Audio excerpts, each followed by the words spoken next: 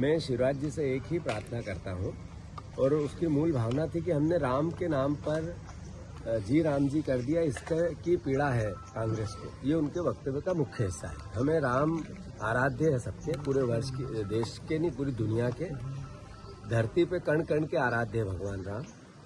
हमारे देश में 50% लोगों के नाम राम के नाम से चालू होते हैं या राम के नाम से समाप्त होते हैं। शिवराज जी, भ्रमित मत करो आप लोगों को।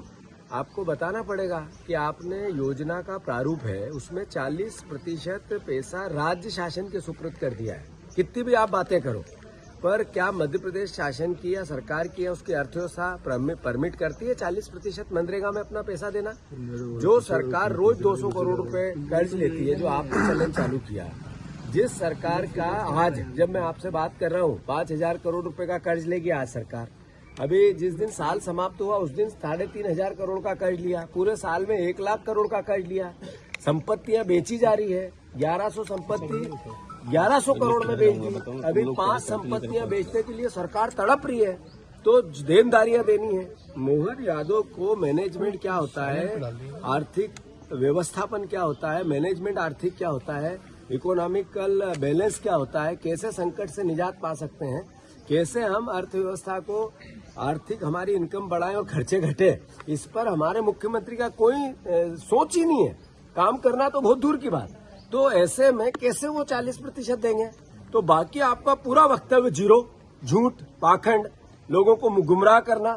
शिवराज जी, मैं आपको चुनौती देता हूँ, मैं आपके पास आना चाहता हूँ, मनरेगा को लेकर आपसे बात करना चाहता हूँ। नाम जी राम जी के जगह भगवान राम के और 2 बार नाम ले लें उसमें, इस पे कोई आपत्ति नहीं है, पर योजना का कत्ल कर दिया आपने। मैं आपको स्पष्ट तौर पे बता दूंगा बैठ के।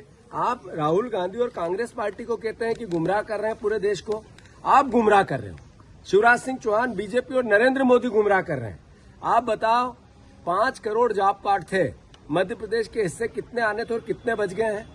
आपने जिस तरीके से योजना में 40% राज्य शासन का पैसा डालने का प्रोविजन किया, उसी दिन सीधा मैसेज दिया कि हम इस योजना का कत्ल करना चाहते हैं। कांग्रेस पार्टी ये बात घर घर जाके मजदूरों को बताएगी, ग्रामीण जनों को बताएगी, किसानों को बताएगी। आज किसानों के बीच में भी जा रहे हैं। स्वाभाविक है, यही बात करने जा रहा हूँ कि हमारे प्रदेश में और देश में 75% किसान परिवार है। तो किसान परिवार का जब तक रक्षा नहीं होगी, खेती की रक्षा नहीं होगी, कृषि की रक्षा नहीं होगी, देश समृद्ध नहीं होता, विश्वगुरु नहीं हो सकता। देश को विश्वगुरु बनाना है तो खेती और किसानी की रक्षा करनी पड़ेगी, और वो रक्षा में सरकार का योगदान बनता है।